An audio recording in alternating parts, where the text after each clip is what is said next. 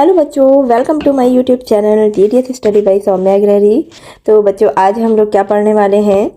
बच्चों आज हम लोग एंडो मेम्ब्रेन सिस्टम पढ़ेंगे, जो कि पिछले लेक्चर में हम लोगों ने ख़त्म किया था। Cell wall, eukaryotic cell, prokaryotes, ये सब हम लोगों के लेक्चर्स हो गए हैं। अब हम लोग एंडो मेम्ब्रेन सिस्टम के बारे में पढ़ेंगे एंड उनके फंक्शन पढ़ेंगे। ठीक है, तो हम लोग एक एक करके देखेंगे। इस लेक्चर में सिर्फ एंडोप्लाज्मिक रेटिकुलम के बारे में पढ़ेंगे, फिर नेक्स्ट लेक्चर में हम लोग गोल्गी एपरेटस, इसी तरह अलग अलग लेक्चर हम लोग पढ़ेंगे। ओके, तो बच्चों यहाँ एंडो मेम्ब्रेन सिस्टम दिया गया है। तो एंडो मेम्ब्रेन सिस्टम का मतलब क्या होता है। तो देखो एंडो मेम्ब्रेन सिस्टम, एक सेकेंड। एंडो मेम्ब्रेन सिस्टम बच्चों वो सिस्टम होते हैं जिसमें कि मतलब यूकैरियोटिक सेल्स में ये होगा। पहले तो यूकैरियोटिक सेल्स में देखने को मिलेगा, किसमें, यूकैरियोटिक सेल्स में मिलेगा। और बच्चों इनमें क्या होता है कि ये मेम्ब्रेन और ऑर्गेनेल्स का वो ग्रुप होता है। आप लोग चाहे तो नोट कर लीजिए कि ये क्या होते हैं। Is a group of membrane, is a group of membrane and organelles in eukaryotic cells। यहीं पे नोट कर लीजिए, आप लोग नोट करके अलग से लिख लीजिएगा। सेल दैट एक साथ जो प्रोटीन लिपिड्स का ट्रांसपोर्ट, मॉडिफाई एंड पैकेजिंग करते हैं, उन्हें ही एंडो मेम्ब्रेन सिस्टम कहते हैं। ठीक है, तो हम लोग क्या करें, लिख लें that work together to modify and package and transport proteins and lipid। ठीक है, मतलब एंडो मेम्ब्रेन सिस्टम का वो मतलब हुआ कि एंडो मेम्ब्रेन सिस्टम वो सिस्टम होती है जिसमें मेम्ब्रेन्स एंड ऑर्गेनेल्स का वो ग्रुप होता है यूकैरियोटिक सेल में, जो प्रोटीन को और लिपिड को सिंथेसिस करे, पैकेजिंग करे एंड ट्रांसपोर्ट करे। ठीक है, तो इसका मतलब ये हो गया, उसमें जो जो सेल इन्वॉल्व होगी उन सेल के बारे में दिया गया है। फर्स्ट सेल है बच्चों एंडोप्लाज्मिक रेटिकुलम, सेकेंड है गोल्गी एपरेटस, थर्ड है लाइसोसोम एंड फोर्थ है वैक्यूल्स। ठीक है, तो ये क्या हो गया एंडो मेम्ब्रेन सिस्टम। और जो एंडो मेम्ब्रेन सिस्टम नहीं है वो कौन कौन आएंगे, माइटोकॉन्ड्रिया, क्लोरोप्लास्ट एंड पेरोक्सीसोम, ये सब आएंगे। ठीक है, तो एंडोप्लाज्मिक रेटिकुलम बच्चों, इसको सबसे पहले डिस्कवर्ड किसने किया था, के.आर. पोर्टर एंड कोलमन ने किया था। ठीक है, और ये कौन सा है सिस्टम या स्ट्रक्चर, मेम्ब्रेनस है, यानी कि इसमें मेम्ब्रेन होती हैं। ठीक है, या लैमेलर सिस्टम होगा। ठीक, और बच्चों इसमें एक मज़ेदार बात यह है कि एंडोप्लाज्मिक रेटिकुलम जो है, एंडो का मतलब होता है कि एंडोप्लाज्मिक रेटिकुलम। ठीक है, तो एंडो का आपका रेटिकुलम का मतलब क्या हो गया, नेटवर्क लाइक स्ट्रक्चर। ठीक है, और प्लाज्मिक मतलब हो गया कि साइटोप्लाज्म में। और बच्चों एंडो का मतलब हुआ कि इनसाइड। ठीक है, तो मतलब जो सेल है बच्चों, सेल के अंदर नेटवर्क लाइक स्ट्रक्चर जो पड़ा हुआ है साइटोप्लाज्म में, सेल के अंदर, ये सेल हो गई आपकी, सेल के अंदर जो नेटवर्क लाइक स्ट्रक्चर बनाता है उसे क्या कहते हैं, एंडोप्लाज्मिक रेटिकुलम। ठीक है, ये हो गया आपका। तो इसका जो बच्चों एक एंड होता है, ये कह रहा है कि एक एंड जो होगा वो किससे जुड़ा हुआ होगा, सेल मेम्ब्रेन से, जबकि दूसरा जो होगा वो न्यूक्लियर मेम्ब्रेन से जुड़ा होगा। समझो कैसे, मान लो ये न्यूक्लियस हो गया। ठीक है, ये न्यूक्लियस हो गया, न्यूक्लियस का जो मेम्ब्रेन सिस्टम है उससे एक एंड ऐसे जुड़ा हुआ है,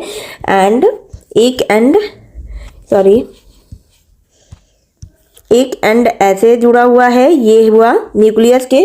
और जबकि दूसरा एंड जो है ये आपका कहाँ होगा, ये बनाते हुए ले जाएगा, तो ये पूरा सेल मेम्ब्रेन से जुड़ा हुआ होता है। ठीक है, इस तरीके से ये हो गया आपका। अब नेक्स्ट है बच्चों कि ये कहाँ कहाँ मिलेंगे। ये एब्सेंट तो प्रोकैरियोट्स और मैच्योर आरबीसी में एब्सेंट होगा। ठीक, एंड सारे यूकैरियोट्स में मिलेगा देखने को। ठीक है, ये हो गया। अब स्ट्रक्चर इनका समझते हैं बच्चों। जो इनका स्ट्रक्चर होता है इसमें क्या होगा कि इनका, जैसे ये मैंने बताया ना कि अभी ये सेल है, ये न्यूक्लियस हो गया आपका, ठीक है। ये न्यूक्लियस हुआ तो इसके जो मेम्ब्रेनस लेयर है, यानी कि ये जो मेम्ब्रेनस लेयर है बच्चों, उससे ही ये नेटवर्क लाइक स्ट्रक्चर ऐसे ऐसे बनाते हुए जाता है, ठीक है। ऐसे ऐसे बनाते हुए रहेगा, जिसे कि क्या बोलते हैं, इस पार्ट को हम सिस्टर्नी बोलते हैं, ठीक। ये नेटवर्क लाइक जो स्ट्रक्चर ऐसे ऐसे घूम घूम के बना रहा है, उसे सिस्टर्नी बोलते हैं। और बच्चों ये कैसा होगा, इलोंगेटेड होगा, फ्लैट होगा, अनब्रांच्ड होगा, अरेंज्ड होगा पैरेलल फॉर्म में। देख रहे हो ना, पैरेलल फॉर्म में ऐसे ऐसे ऐसे ऐसे अरेंज है ना, पैरेलल फॉर्म में है, ठीक। तो इस तरीके से हो गया आपका। फिर इसके बाद है कि वेसाइकल्स। वेसाइकल्स कैसे बनती हैं, इन्हीं जो सिस्टर्नी से ही वेसाइकल्स बनते हैं, जो कि राउंड शेप में होते हैं। ये हो गया आपका वेसाइकल्स, ठीक है। ये राउंड शेप में ये बनेंगे, ठीक है। और टिब्यूल्स बच्चों जो होते हैं वो इर्रेगुलर होगा, यानी कि ऐसे बनाएगा स्ट्रक्चर, ये इर्रेगुलर होगा, ब्रांच होता है एंड सैक लाइक होता है। और उनका जो ल्यूमेन, इसके अंदर ल्यूमेन फिल्ड होता है, ठीक है। तो होता क्या है कि ये जो एंडोप्लाज्मिक रेटिकुलम है बच्चों, एंडोप्लाज्मिक रेटिकुलम का ये जो अंदर वाला पार्ट होता है, दो कंपार्टमेंट में डिवाइड होता है। एक बाहर, जो कि ये सेल है, मान लो ये सेल हो गई, ठीक है। तो ये सेल के जो बाहर वाला पार्ट हो गया, उसे क्या कहेंगे हम, जो साइटोप्लाज्मिक पार्ट होगा वो क्या कहलाएगा, एक्स्ट्रा ल्यूमिनल बोलेंगे, ठीक है। कंपार्टमेंट हो गया ये, जिसे क्या बोलते हैं हम, साइटोप्लाज्म, ओके। जबकि जो अंदर वाला पार्ट है ये क्या कहलाएगा, ये ल्यूमिनल कंपार्टमेंट बोलेंगे इसे, ठीक है। ल्यूमिनल कंपार्टमेंट होगा ये, और ये कहाँ पे होता है, ये इनसाइड एंडोप्लाज्मिक रेटिकुलम, ठीक है। और बच्चों ये जो हम सेल्स बना रहे हैं, ये जो सेल्स बनी हैं, इन्हीं से ही जुड़ी हुई आगे ये राइबोसोम लगे होते हैं। राइबोसोम तो आपके हर जगह होंगे, राइबोसोम तो इसमें भी होगा, देखने को मिलेगा न्यूक्लियस के मेम्ब्रेन में भी। ये न्यूक्लियस के मेम्ब्रेन में भी ये राइबोसोम लगे हुए हैं, ठीक है, बाहर की तरफ देख रहे हो ना। इसी तरह से ये जो राइबोसोम है, ये जब इसमें चिपक जाते हैं, इसमें लगे होते हैं एंडोप्लाज्मिक रेटिकुलम में, तो जिसमें राइबोसोम होगा उसे क्या कहेंगे हम, रफ एंडोप्लाज्मिक रेटिकुलम, ठीक है। RER का मतलब मैंने फुल फॉर्म में लिख लीजिए आप लोग। RER का मतलब होता है रफ एंडोप्लाज्मिक रेटिकुलम, ठीक है। एंड SER का मतलब हो गया, SER का स्मूथ, ठीक है। तो ये हो गया, जहाँ पे राइबोसोम प्रेजेंट नहीं होगा, जहाँ पर राइबोसोम प्रेजेंट नहीं होगा, यहाँ पे देख रहे हो आप स्मूथ है, यहाँ पे राइबोसोम नहीं लगा है, तो इसका मतलब ये स्मूथ राइबोसोम हो गया, ठीक है। स्मूथ एंडोप्लाज्मिक रेटिकुलम हो गया। और इनके हम फंक्शन देखते हैं, rough endoplasmic reticulum and smooth endoplasmic reticulum का क्या क्या फंक्शन होता है। बेसिकली जो इनमें जो एंडोप्लाज्मिक रेटिकुलम का काम क्या होता है, ये प्रोटीन सिंथेसिस करते हैं। राइबोसोम का काम क्या होता है, ये प्रोटीन सिंथेसिस करेगा, चाहे साइटोप्लाज्म में हो, चाहे एंडोप्लाज्मिक रेटिकुलम में हो, जहाँ पर भी ये मिलेगा राइबोसोम, वो प्रोटीन सिंथेसिस करेगा, प्रोटीन को बनाएगा। तो प्रोटीन का सिंथेसिस यहीं से ही होना स्टार्ट हो जाता है, एंडोप्लाज्मिक रेटिकुलम से। और फिर ये कहाँ जाता है, मॉडिफाई होकर के वेसाइकल्स के फॉर्म में चिपक करके कहाँ जाता है, ये बनेगा आपका नेक्स्ट जो बनेगा, ये हम लोग नेक्स्ट पढ़ेंगे, ये हो जाएगा गोल्गी एपरेटस में। कहाँ पे, गोल्गी एपरेटस में मिलेगा आपको, कहाँ पे, गोल्गी एपरेटस में देखने को ये पैकेज हो के प्रोटीन जाएगा, ठीक है। क्या होगा, ये गोल्गी एपरेटस में, गोल्गी बॉडीज लिख देती हूँ मैं, एक ही बात है, ठीक। इस तरीके से प्रोटीन सिंथेसिस होकर